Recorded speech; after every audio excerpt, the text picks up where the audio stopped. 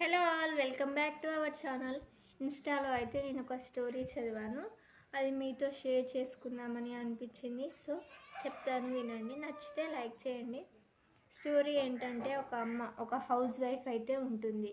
ఆమె ఏం చేస్తుందంటే రోజు 2 ఇడ్లీలు వాళ్ళ ఇంటి ముందు అయితే పెడుతుంది. ఎవరైనా ఆకలి వేసిన వాళ్ళు, సాధువులు లేదా బిచ్చగాళ్ళు తింటారని పెడుతుంది. ఒక పెద్ద ఆయన చినిగిన బట్టలతోనైతే వస్తాడు. వచ్చి ఆ 2 ఇడ్లీలను తీసుకొని పోతాడు. రోజు అట్లనే తీసుకొని పోతాడు. సో ఒకరోజు ఏం చేస్తాడంటే, గట్టిగా మాట్లాడకుండా నోట్ల ఏదో గులుక్కుంటూ అయితే పోతాడు. అలా గులగడం ఆమెకి నచ్చదు, చిరాకు వేస్తుంది అనమాట. సో సెకండ్ డే కూడా అట్లనే చేస్తాడు, థర్డ్ డే కూడా అట్లనే చేస్తాడు. ఈమెకు కోపం వచ్చేస్తుంది అనమాట. ఎందుకు ఇలా గులగడం, తీసుకొని వెళ్ళొచ్చు కదా, తినొచ్చు కదా అని ఇట్లా అనుకుంటుంది ఆమె. First day, second day, third day, fourth day ఇలాగే రోజు తీసుకొని ఏదో అనుకుంటూ అయితే పోతాడు.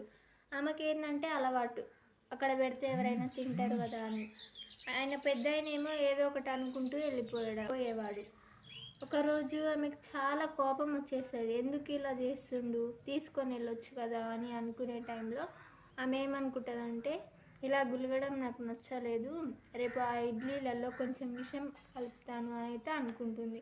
ఫైనల్గా విషం కలుపుదామని ఫిక్స్ అయ్యి నెక్స్ట్ డే అయితే విషం అయితే కలుపుతుంది. వద్దులే పాపం అనేసి మళ్ళీ ఎందుకో విషం పక్కన పెట్టి రోజులాగే 2 ఇడ్లీలు అయితే అక్కడ పెడుతుంది. అదే రోజు సాయంత్రానికి హౌస్ వైఫ్ ఉంది కదా, వాళ్ళ కొడుకు వాళ్ళ ఇంటికి వస్తాడు.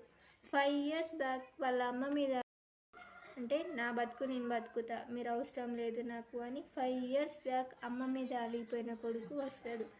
అమ్మకి చాలా సంతోషం వేస్తుంది, పట్టరాని ఆనందం.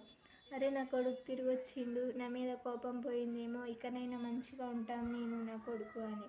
సో వాళ్ళ కొడుకు ఇలా చెప్తాడు రాగానే, అమ్మ వచ్చేటప్పుడు నా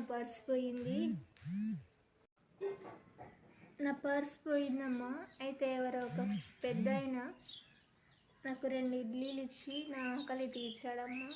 నాకు చాలా బాగా ఆకలిగా ఉండే, ఓపిక లేకుండా ఉండే, కానీ సమయానికి ఆ పెద్ద ఆయన వచ్చి నాకు 2 ఇడ్లీలు ఇచ్చి నా ప్రాణం కాపాడాడమ్మా అని అయితే చెప్తాడు.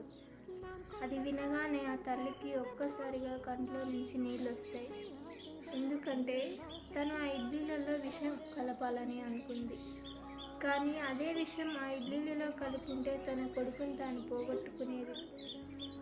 అందుకే మనం చేసిన పాపం కానీ పుణ్యం కానీ ఏదో ఒక రూపంగా మనతో అయితే వస్తుంది అని అనుకుంటున్నాను. నిజానికి ఆ పెద్ద ఆయన అయితే ఏం గులగలేదు, తనలో తానే నువ్వు చల్లగా ఉండమ్మా అని అయితే తనని ఆశీర్వదిస్తాడు. అది సరిగ్గా ఈమెకి అర్థం కాక ఆమె అలా ఫీల్ అయ్యి అలా కోపంతో రగిలిపోతుంది. అంతే. ఫీలింగ్ ఏంటో కామెంట్ చేయండి. Thank you.